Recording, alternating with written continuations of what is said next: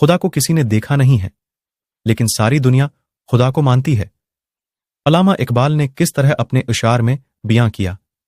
ہم نے تجھے جانا ہے فقط تیری عطا سے، سورج کے اجالوں سے، فضاؤں سے، خلا سے، چاند اور ستاروں کی چمک ضیاء سے، جنگل کی خاموشی سے، پہاڑوں کی انا سے، پرہول سمندر سے، پر اسرار گھٹا سے، بجلی کے چمکنے سے، کڑکنے کی صدا سے، مٹی کے خزانوں سے، اناجوں سے، غذا سے، برسات سے،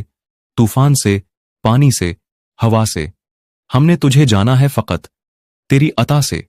گلشن کی بہاروں سے، تو کلیوں کی حیا سے، ہر رنگ ہر شان کے پہولوں کی قبا سے، ہر شے کے جھلکتے فن اور کلا سے،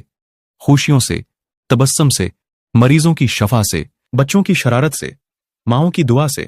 نیکی سے، عبادات سے، لگریش سے، خطا سے، خود اپنے ہی سینے کی دھڑکنے کی صدا سے۔